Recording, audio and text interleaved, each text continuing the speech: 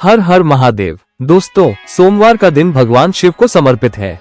इस दिन का व्रत करने से जीवन की हर कठिनाई दूर होती है और शिव जी की असीम कृपा प्राप्त होती है।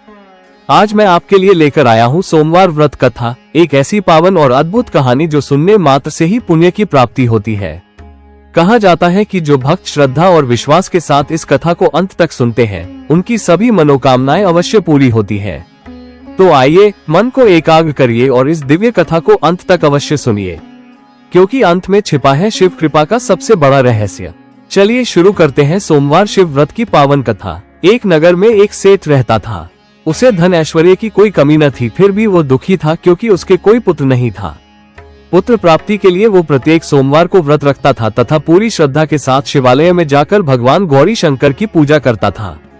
उसके भक्तिभाव से दयामयी पार्वती जी द्रवित हो गई और एक दिन अच्छा अवसर देखकर उन्होंने शंकर जी से विनती की, स्वामी, यह नगर सेठ आपका परम भक्त है, नियमित रूप से आपका व्रत रखता है, फिर भी पुत्र के अभाव से पीड़ित है।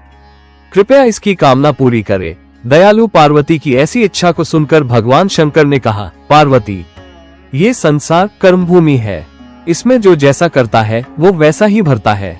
इस साहूकार के भाग्य में पुत्र सुख नहीं है। शंकर के इंकार से पार्वती जी निराश नहीं हुई। उन्होंने शंकर जी से तब तक आग्रह करना जारी रखा जब तक कि वे उस साहूकार को पुत्र सुख देने को तैयार नहीं हो गए।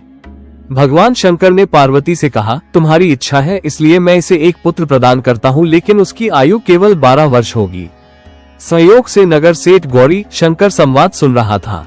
समय आने पर नगर सेठ को सर्व सुख संपन्न पुत्र रत्न की प्राप्ति हुई। सब ओर खुशियां मनाई गई। नगर सेठ को बधाइयां दी गई, लेकिन नगर सेठ की उदासी में कोई कमी नहीं आई, क्योंकि वह जानता था कि यह पुत्र केवल 12 वर्ष के लिए प्राप्त हुआ है। उसके बाद काल इसे मुझसे छीन लेगा। इतने पर भी सेठ ने सोमवार का व्रत और गौरी शंकर का पूजन हवन यथाविधि पहले की तरह ही जारी रखा। जब बालक 11 वर्ष का हो गया तो वो पूर्ण युवा जैसा लगने लगा। फलतः सभी चाहने लगे कि उसका विवाह कर दिया जाए। नगर सेठानी का भी यही आग्रह था, किंतु नगर सेठ पुत्र के विवाह को तैयार नहीं हुआ। उसने अपने साले को बुलवाकर आदेश दिया कि वह पर्याप्त धन लेकर पुत्र सहित काशी के लिए कूच करे और रास्ते में भजन तथा दान दक्षिणा देता हुआ काशी पहुंचकर सर्व विद्या में पूर्ण बनाने का प्रयास करे। मामा भांजे काशी के लिए रवाना हुए। हर पड़ाव पर वे यज्ञ करते, ब्राह्मणों को भोजन कराते और दान दक्षिणा देकर दीनहीनों को संतुष्ट करते। इसी प्रकार वह काशी की ओर बढ़ रहे थे कि एक नगर में उनका पड़ाव पड़ा था और उस दिन उस नगर के राजा की कन्या का विवाह था। बारात आ चुकी थी, किंतु वर पक्ष वाले भयभीत थे, क्योंकि उनका वर एक आंख से काना था। उन्हें एक सुंदर युवक की आवश्यकता थी। गुप्तचरों से राजा को जब सेठ के पुत्र के रूप गुण की चर्चा का पता लगा तो उन्होंने विवाह के पूरा होने तक लड़का यदि दूल्हा बना रहेगा तो वे उन दोनों को बहुत धन देंगे और उनका एहसान भी मानेंगे। नगर सेठ का लड़का इस बात के लिए राजी हो गया। कन्या पक्ष के लोगों ने राजा की पुत्री के भाग्य की बहुत सराहना की कि उसे इतना सुंदर वर मिला। जब सेठ का पुत्र विदा होने लगा तो उसने राजा की पुत्री की चुनरी पर लिख दिया कि तुम्हारा विवाह मेरे साथ हुआ है। मैं राजा का लड़का न होकर नगर सेठ का पुत्र हूँ और विद्याध्ययन के लिए काशी जा रहा हूँ। राजा का लड़का तो काना है। राजा की लड़की ने अपनी चुनरी पर कुछ लिखा हुआ देखा तो उसे पढ़ा और विदा के समय काने लड़के साथ जाने से इनकार कर दिया। फलतः राजा की बारात खाली हाथ लौट गई। नगर सेठ का पुत्र काशी जाकर पूरी श्रद्धा और भक्ति से विद्याध्ययन में जुट गया। उसके मामा ने यज्ञ और दान पुण्य का काम जारी रखा। जिस दिन लड़का पूरे 12 वर्ष का हो गया उस दिन भी और दिनों की तरह यज्ञादि हो रहे थे। तभी उसकी तबीयत खराब हुई। वो भवन के अंदर ही कमरे में आकर लेट गया। थोड़ी देर में मामा पूजन करने को उसे लेने आया तो उसे मरा देखा तो उसे अत्यंत दुख हुआ और वह बेहोश हो गया। जब उसे होश आया तो उसने सोचा कि यदि मैं रोया चिल्लाया तो पूजन में विघ्न पड़ेगा, ब्राह्मण लोग भोजन त्याग कर चल देंगे। अतः उसने धैर्य धारण कर समस्त कार्य निपटाया और उसके बाद जो उसने रोना शुरू किया तो उसे सुनकर सभी के हृदय विदीर्ण होने लगा। सौभाग्य से उसी समय उसी रास्ते से गौरी शंकर जा रहे थे। गौरी के कानों में वो करुण क्रंदन पहुंचा तो उनका वात्सल्य से पूर्ण हृदय करुणा से भर गया। सही स्थिति का ज्ञान होने पर उन्होंने शंकर भगवान से आग्रह किया कि वे बालक को पुनः जीवन प्रदान कर दे। शंकर भगवान को पार्वती जी की प्रार्थना स्वीकार करनी पड़ी।